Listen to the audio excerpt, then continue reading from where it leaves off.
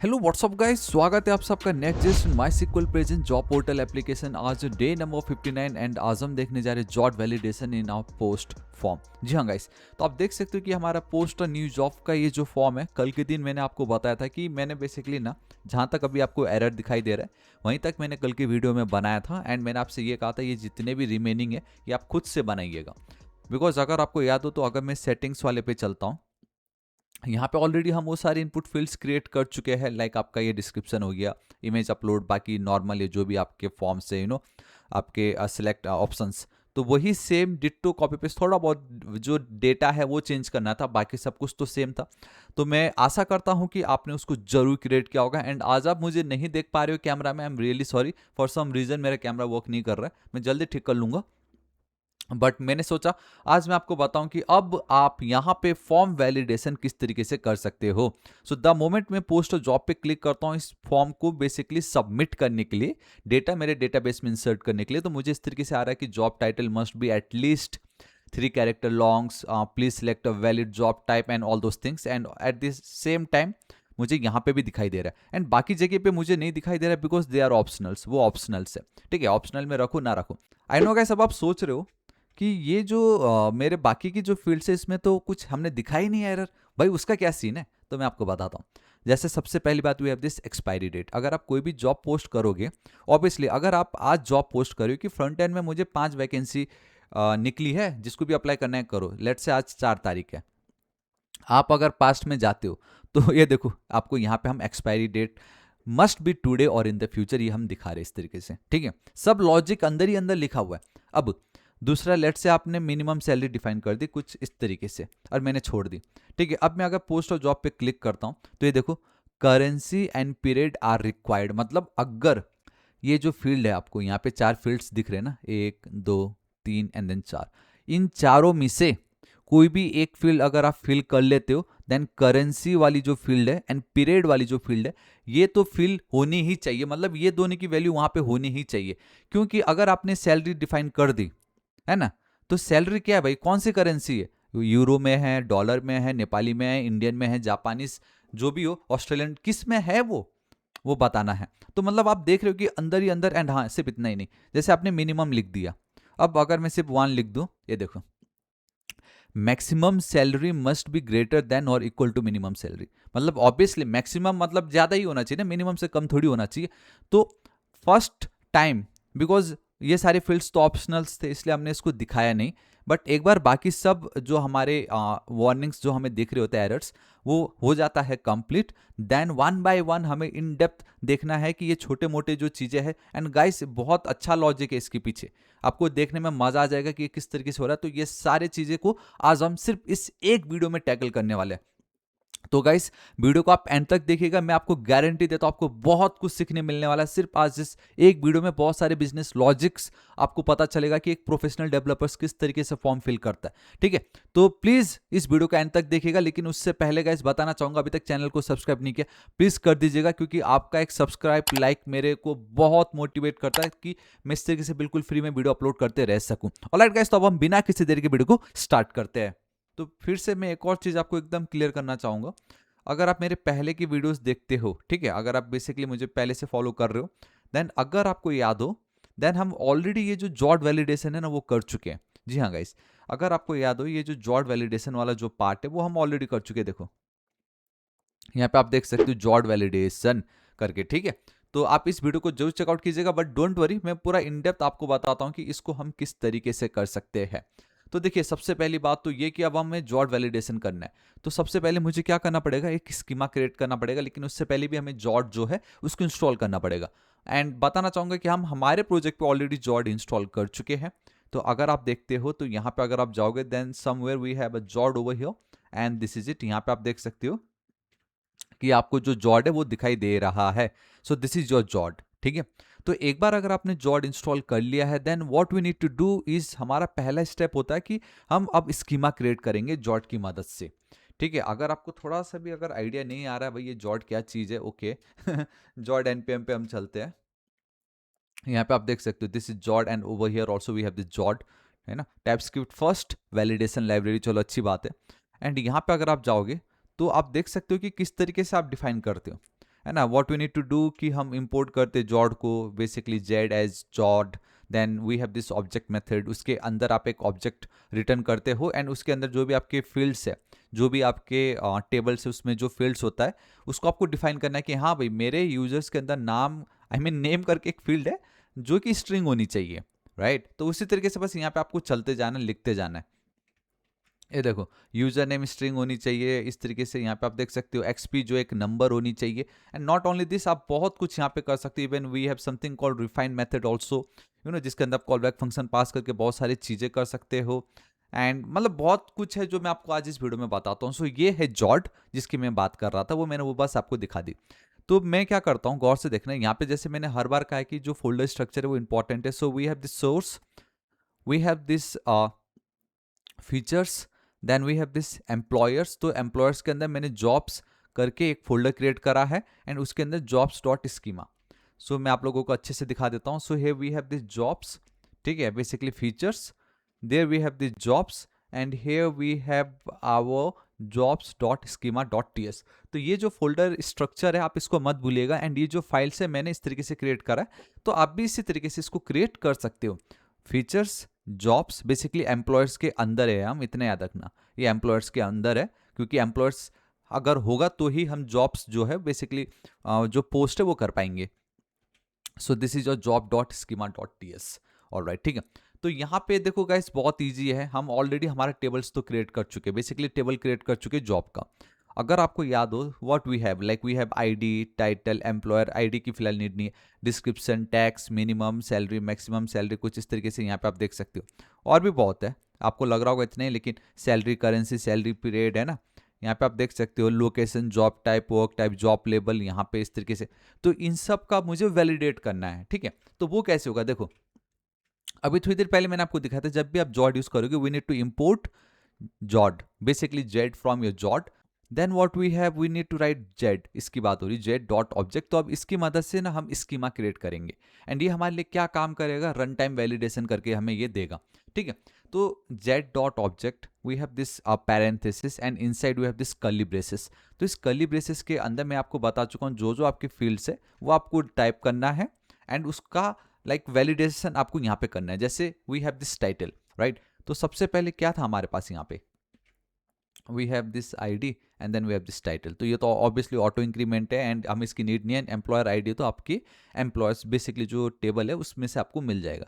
So we have title, we have description. तो जब भी हम टाइटल की बात करते हैं तो टाइटल क्या हो सकता है, टाइटल एक स्ट्रिंग होनी चाहिए, है ना। टाइटल हो सकता है जैसे front end development vacancy, front end development, या post job vacancy for full stack developer, कुछ भी हो सकता है टाइटल आपका, है ना। जो भी वैकेंसी निकली उसका टाइटल तो एक स्ट्रिंग होगा। वो हम ट्रिम कर दे रहे basically from left and right, हम स्पेस रिमूव कर दे रहे if there is any extra spaces. Minimum 3 character का तो होना ही चाहिए हमारा जॉब का title and maximum 255। So this is the beauty of your jot, जहां पे आप जॉट की मदद से बहुत इजीली इस तरीके से वैलिडेट कर सकते हो। एंड वो बाय डिफॉल्ट आपको पहले से बहुत सारे से इनबिल्ट मेथड्स एंड प्रॉपर्टीज देती है जिसके थ्रू आप बहुत इजीली टैकल कर सकते हो। Then description same, string, trim, min, max, tax, you know again it's a same. And यहाँ पे एक एक्स्ट्रा चीज आपको देखने मिलेगा and that is this to method या फंक्शन आप कह लो, that's the optional and basically not and or z, basically again it's a jot का instance only, dot literal and this। तो ऑप्शनल जब आप फील्ड रख रहे हो इट मीन्स कि आप यूजर को अलाउ कर रहे हो कि इस फील्ड को यूजर ऑप्शनल रख सकता है। मतलब जैसे मैंने यहाँ पे पोस्ट जब किया था तो मुझे यहाँ पे एरर्स नहीं आए थे, जहाँ जहाँ ये ऑप्शनल मैंने लिखा वहाँ पे मुझे एरर्स नहीं आया था। मतलब हम यूजर को अलाउ कर रहे हैं कि आप इसको ऑप्शनल छोड़ सकते हो, अभी आपको नहीं फिल करना, आप बाद में आके इसको फिल कर लीजिएगा, है ना। बट जॉड में एक और चीज ये होता है कि जब हम optional field I mean optional लिख के छोड़ देते तो उसको वो अनडिफाइंड मान लेगा, ठीक है। बट वहां पे कभी भी वो ये एम्प्टी स्ट्रिंग अलाउड नहीं करेगा, जॉड कभी भी एम्प्टी स्ट्रिंग अलाउड नहीं करता है, तो उसके कारण कुछ प्रॉब्लम आ सकता है। So that's the reason why हम एक और लाइन लिखते हैं यहाँ पे, और Z dot literal this line, मतलब this field is allowed to be an empty string, मतलब हम इसको एक एम्प्टी स्ट्रिंग अलाउड कर सकते हैं। मतलब कल के दिन जावास्क्रिप्ट की मदद से कोई अगर वैल्यू ट्रिपल इक्वल टू ये लिखे तो फाइनली ये ट्रू होगा। अगर ये लाइन में नहीं लिखता तो ये ट्रू नहीं होता। वैलिडेशन हम करते हैं ना एम्प्टी है कि नहीं, कोई इस तरीके से अनडिफाइंड तो बहुत रेयर लिखते होंगे, हम इस तरीके से ही करते। तो ये लाइन ट्रू पाने के लिए हमें ये लिखना पड़ रहा है, ठीक है। तो ये मेरा काम हो गया। Then we have this min salary. अब सैलरी की बात आ रही है, तो अब यहाँ पे देखो, गौर से देखना, फिलहाल के लिए हमने इसको स्ट्रिंग में रखा हुआ है, फिर हमने इसको ट्रिम कर दिया। हम ये अलाउ, हम आई मीन रेजेक्स, बेसिकली आपको मालूम होगा, हम रेजेक्स की मदद से only digits are allowed. Minimum salary must be basically number होना चाहिए। Again it's an optional and then neutral empty string हम रख सकते हैं। एंड एट द एंड में जाके मैं उसको ट्रांसफॉर्म कर रहा हूँ। हमने डायरेक्टली नंबर इसलिए नहीं लिखा बिकॉज हम नंबर के साथ इतने सारे मेथड है वो हम यूज नहीं कर सकते, वो स्ट्रिंग के साथ ही हम कर सकते थे। So that's the reason why हमने पहले उसको स्ट्रिंग माना एंड एंड में जाके मैं उसको क्या कर रहा हूँ, नंबर बोल रहा हूँ। मतलब जो भी मिनिमम सैलरी वाला जो फील्ड है, ये वाली जो फील्ड है, इस पे आप सिर्फ इस तरीके से लिख सकते हो, कोई डॉलर नहीं लिख सकते, या ये देखो आपने देखा minimum salary must be a valid number, आप इस तरीके से नहीं लिख सकते। आप समझ रहे हो ना, ये आपने देखा ना, यहाँ पे आपको आ गया, जैसे आप कुछ लिखोगे वैलिड नंबर चाहिए आपको, वो एरर दे देता है, run time error. So if value is present, है ना, तो हम क्या कर रहे हैं यहाँ पे टर्नरी ऑपरेटर, लाइक वैल्यू अगर नहीं है तो नल, एल्स पार्सेंट। आप चाहो तो इसका अल्टरनेट भी कर सकते थे, अगर ये हटा दो देन ये इधर एंड ये इधर, इस तरीके से, ठीक है, चलेगा। Then we have this maximum salary, बोलने की नीड नहीं है, इट्स सेम लाइक आपका मिनिमम सैलरी, यहाँ पे भी सेम वही चीज़ है। ये देखो, आप बोल रहे हो कि भाई नंबर ही आपको ऐड करना, कुछ आलतू फालतू नहीं है यहाँ पे, ठीक है। Then what we have this salary currency. यहाँ पे आप देख सकते हो कि सैलरी की जो करेंसी है इसमें कुछ इस तरीके से है कि हम एनम यूज कर रहे हैं, एंड एनम हम इसलिए यूज कर रहे हैं बिकॉज सैलरी करेंसी तो हमने ऑलरेडी यहाँ पे दे ही रखी है। मतलब अब यूजर्स के पास ऑप्शन है कि इनमें से कोई एक ही वो सिलेक्ट कर सकता है, सिंपल यही है। बस डॉट एनम लिखो, आपका काम हो जाएगा। In case something is wrong then please select a valid currency, and again it's an optional. Salary period का भी सेम हमने करके रखा हुआ है इस तरीके से। Then we have this location, same वही है, string, trim, min, max, optional. Job का टाइप सेम वही है, नथिंग, जॉब हो गया। आपका वर्क टाइप भी सेम वही होगा, जॉब लेवल भी सेम वही होगा, मिनिमम एजुकेशन भी सेम वही होगा, work type, job level, and then minimum salary. कहीं तो भी आपको आई मीन मिनिमम एजुकेशन मिल जाएगा, या here we have this minimum education. Now we have this experience, बोलने की नीड नहीं है, again it's a same only. Now here is something interesting जो आपको थोड़ा सा इंटरेस्ट करेगा, and that is expires at. तो एक्सपायर्स एट में क्या होता है, लाइक आपने यहाँ पे एक्सपायर्स, या here we have this expire date, ठीक है। सपोज मैं चलता हूँ ये मैंने 4 लिख दी, तो अगर मैं 4 लिख दूँ, expiry date must be today और इन द फ्यूचर। मतलब एक्सपायरी डेट अगर मैं आज के दिन इस फॉर्म को फिल कर रहा हूँ, है ना, आज का डेट क्या, 4th of January 2026, तो मैं पास्ट का डेट तो लिख ही नहीं सकता ना कि हाँ भाई पास्ट के इस डेट में जाके इसको एक्सपायर कर देना। ऑब्वियसली आप आज फॉर्म फिल कर रहे हो तो या तो आप आज रात के लिए बोलोगे, मोस्टली कोई इतना करता नहीं है, या तो आप 2-3 दिन बाद का करोगे, राइट। तो हम या तो आज का डेट अलाउ कर सकते हैं और इन फ्यूचर पास्ट अलाउड नहीं है। So that's the reason why we have this string. हमने उसको ट्रिम करा, हमने रेजेक्स में कर दी, यहाँ पे बराबर देखो, ये आपका 4, ये आपकी 2, है ना, digit maximum 4, digit maximum 2, digit maximum 2, basically regex. And आपका बेसिकली फॉर्मेट ये होना चाहिए, यहाँ पे मैंने करके रखा है आप लोगों के लिए, अगर आप गौर से देखते हो वही हो। सो ये अलाउड है, ये अलाउड नहीं है, एंड ये अलाउड नहीं है, तो आप खुद देख लीजिए क्या अलाउड नहीं है, आप समझ जाओगे, ठीक है ना। ये रिफाइंड मेथड बहुत ही ज़्यादा इंपॉर्टेंट है बिकॉज ये आपका लॉजिक डिफाइन करता है, बिजनेस लॉजिक, कि हाँ भाई चलो ये तो हो गया, बट हमें इससे ये कैसे पता चल रहा है कि जो ये मैंने लिखा है, बेसिकली जो एरर हम थ्रो कर रहे हैं कि यूजर ने ना पास्ट का डेट यहाँ पे ऐड कर दिया, वो हमें कैसे पता चल रहा है, वो पता चल रहा है with the help of this logic, जहाँ पे रिफाइंड मेथड की मदद से कॉलबैक फंक्शन में हम डेट अगर लिखते हैं तो आपको ये जो फील्ड में यूजर ने जो भी वैल्यू, बेसिकली जो भी डेट सेलेक्ट करा है वो आपको यहाँ पे मिल जाता है। एक बार वो डेट मिल गया तो हम क्या कर रहे हैं, सबसे पहले तो न्यू डेट, तो अब वो डेट जिस तरीके से भी हो हम उसको एक वैलिड फॉर्म में गेट कर रहे हैं। न्यू डेट के अंदर वो डेट मैंने रख दी, तो एक्सपायरी डेट मुझे मिल गया, आप समझ लो। चलो इसको मैं कर देता हूँ 21 तारीख, तो जो भी हो मुझे यहाँ पे 21 तारीख का डेट आ गया, मैं अब आज का डेट यहाँ पे गेट कर रहा हूँ। सो मेरे पास एक्सपायरी डेट है, मेरे पास आज का डेट है, एंड मैं अब उसको क्या करूँगा, कंपेयर करूँगा। हाँ भाई मेरा जो एक्सपायरी डेट है वो आज के डेट से बड़ा है ना, ठीक है, इतना सिंपल। बट यस अब आप सोच रहे होंगे why we are doing this part, ये जो एक लाइन है हमने क्यों लिखी। तो इसका मैं एक इंटरेस्टिंग एग्जांपल आपको यहाँ पे देता हूँ, बहुत इंपॉर्टेंट है ये, गौर से देखना। तो यहाँ पे आप देख सकते हो कि एक्सपायरी डेट, अगर लेट से डेट किसी ने आज का ही लिखा होता है इन केस, ठीक है, तो आपको सिर्फ न्यू डेट जब आप लिखते हो ना, तो सिर्फ आपको न्यू डेट नहीं मिलता, उसके साथ आपको टाइम भी मिलेगा, डेट विथ टाइम, और टाइम आपको 0000 करके मिलने वाला है। और आज का अगर मैं डेट करूं, तो आज का तो डेट यही है, बट लेट्स इमेजिन मैं आफ्टरनून में ये काम कर रहा हूँ, आफ्टरनून में मैंने इसको चेक करा, तो आफ्टरनून में मेरा 2:35 और 20 सेकेंड। तो अब अगर हम ये लॉजिक करते हैं कि एक्सपायरी डेट जो है आज के दिन से बराबर या उससे बड़ा है क्या, तो ये फॉल्स हो जाएगा। क्यों फॉल्स होगा? बिकॉज डेट तो दोनों सेम है। आज का डेट अगर आप एक्सपायरी डेट का देखते हो एंड अगर टुडे न्यू डेट भी मैं करता हूं, तो डेट दोनों का सेम है, बट जो एक्सपायरी डेट है ना, just because of this logic मेरा जो टाइम है वो 0000 दिखा देगा, बट ये जो न्यू डेट है वो क्या करेगा, वो कुछ इस तरीके का टाइम दिखा देगा, इस तरीके का, एंड ये कुछ इस तरीके। अब तो डाउट क्लियर। तो ये जो टाइम है ये है तो आज ही का ही, लेकिन जस्ट बिकॉज ऑफ ये जो टाइम है, हमें क्या लग रहा है, अरे यार ये टाइम तो जा चुका है। हमारा जो एक्सपायरी डेट है वो ना तो अब इस टाइम के बराबर है, ना इससे बड़ा है, इससे छोटा है, क्योंकि वो तो रात को मतलब 12 बजते खत्म हो गया वो, समझ रहे हो। बट इन रियलिटी लॉजिकली होता क्या है, लॉजिकली रात के 12 जब तक नहीं बजेगा तब तक हम ये बोलेंगे कि हाँ भाई ये जो डेट है और आज का डेट अगर सेम भी है तो रात के 12 बजे तक चलना चाहिए। So that's the reason why हमने यहाँ पे क्या कर दिया, ये जो सेट है हमने ये बोल दी कि भाई टुडे जो है इसका जो आवर है उसको भी आप इस तरीके से सेट कर दो। तो अब इससे होगा ये कि अगर आज का ही डेट दोनों सेम मिल गए, अगर ना भी मिले तो भी कोई इशू नहीं, तो हम इसको भी मैं अब ऐसा कर दूंगा। तो अब इससे क्या हो गया, अच्छा भले ही एक्सपायरी डेट बड़ा तो ना हो लेकिन वो आज के डेट के बराबर है, तो आज के दिन तक ये फॉर्म वैलिड रहेगा। समझ गए? ये जो एक्स्ट्रा टाइम जो है ना इसको हमने सेट कर दिया बिल्कुल 00 करके। आई होप अब आप समझ गए। तो मैं तो अपना बेस्ट दे रहा हूँ गाइस, अभी तक अगर आप देख रहे हो please like share and subscribe जरूर कर दो, क्योंकि छोटी छोटी चीजें बहुत इंपॉर्टेंट होती है।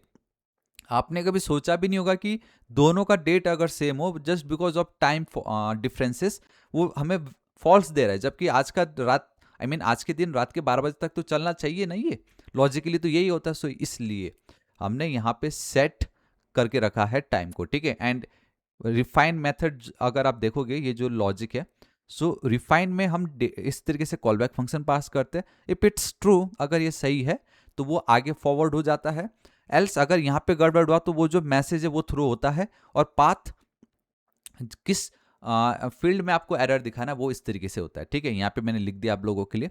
सो अगर इन केस यहाँ पे कुछ भी गड़बड़ हो जाता है ना, फॉल्स होता, तो वो ये मैसेज थ्रो कर देगा। And that's the reason why we are getting वो एरर। अगर आपको याद हो, अगर मैं कोई भी पास्ट का डेट ऐड करता हूं तो देन अगेन इस मुझे बोलने की नीड नहीं है, डेट या तो डेट फॉर्मेट में होना चाहिए या तो नल होना चाहिए, बस यही है।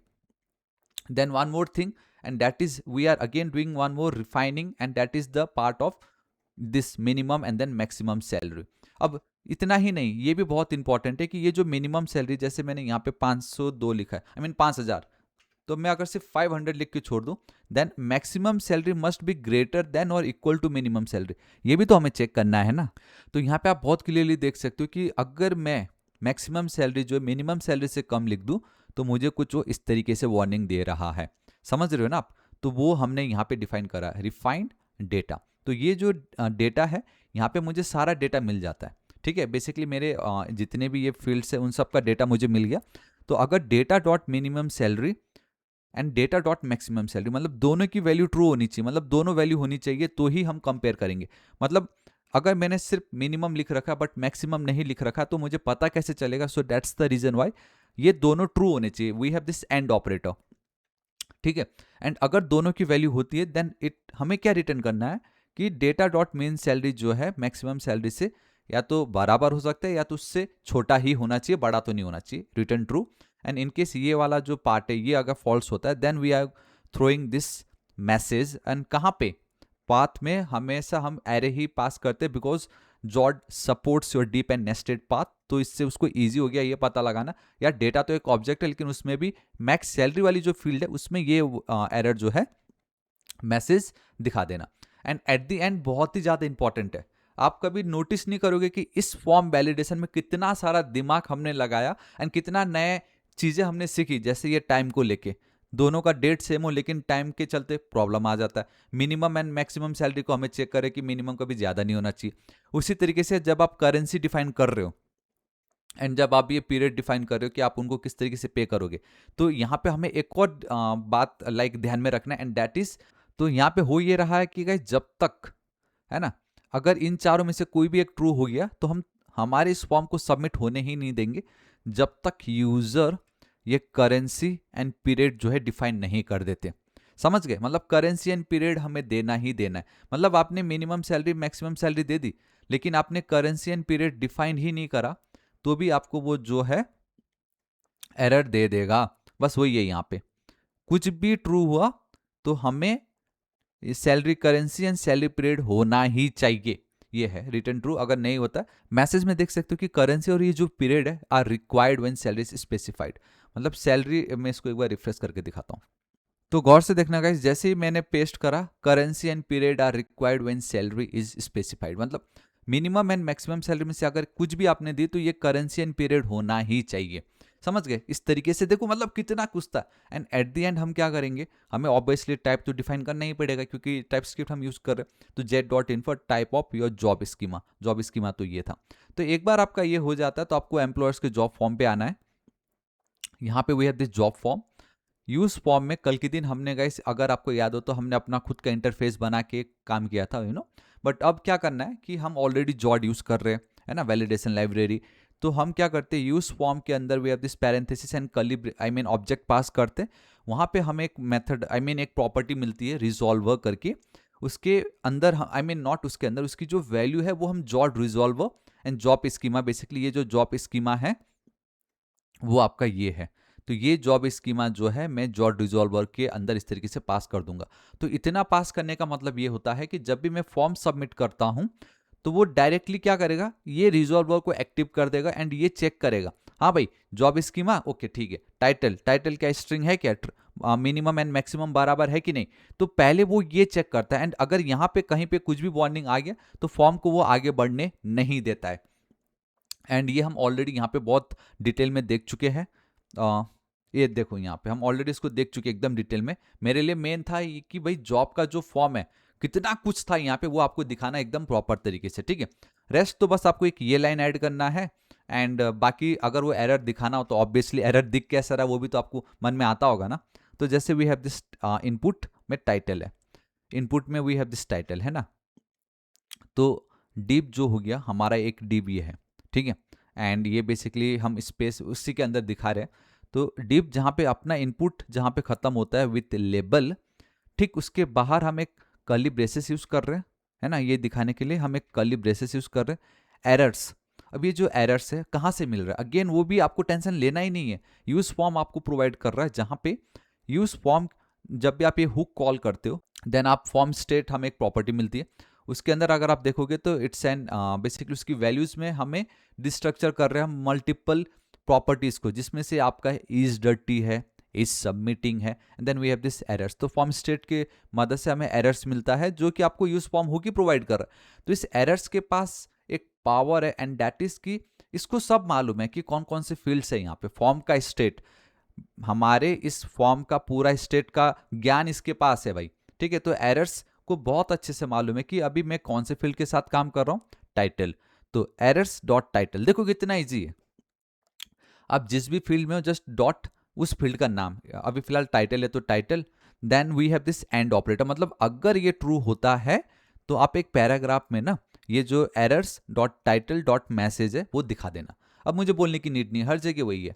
एरर्स डॉट जॉब का टाइप जो भी हो, अगर रहेगा तो क्लास नेम है ये। अगर ये ट्रू होता है तो बॉर्डर को डिस्ट्रक्टिव, मतलब आपका ये जो बॉर्डर है ना ये रेड कलर में दिखाई दे रहा है because of this part. Class name में अगर मेरा वो एरर अगर ट्रू है तो, एंड वो तो यहाँ पे भी होगा इस जगह पे भी, ये देखो क्लास नेम में अगर आपका टाइटल ट्रू है, बेसिकली सीएन कंडीशन अब आप लिख सकते हो बेसिकली, ठीक है। बॉर्डर डिस्ट्रक्टिव में आपको बॉर्डर हमने रेड करके रखा हुआ है एंड सेम वही है, errors dot job type, errors dot job type dot message. बस ये लाइन चिपकाते रहना हर जगह एंड आपका ये जो वैलिडेशन है वो हो जाएगा। सो या गाइस दिस इज इट, आज इस वीडियो के लिए इतना ही। आई होप वीडियो बहुत ही ज्यादा पसंद आया होगा। मैं आशा करता हूँ गाइस आपको आज का ये जो वीडियो बहुत ही ज़्यादा पसंद आया। देखने में कितना सिंपल था लेकिन कितना नया चीज़ें आज हमें पता चला यहाँ पे। अरे यार वैलिडेशन में ये भी देखते हैं क्या, अरे इसको भी देखना होता है क्या, है ना। आप समझ रहे हो क्या कह रहा हूँ। तो या गाइस आज इस वीडियो के लिए इतना ही। प्लीज बाकी की प्रीवियस वीडियो को जरूर चेकआउट कीजिएगा। डे बाय डे बहुत ही ज्यादा इंटरेस्टिंग होते जा रहा है, आगे बहुत कुछ आएगा। तो गाइस वीडियो कैसा लगा let me know in the comment section. दोस्तों के साथ भर भर के शेयर, एंड आपके मन में कुछ और हो तो आप शेयर करके मुझे बता सकते हो।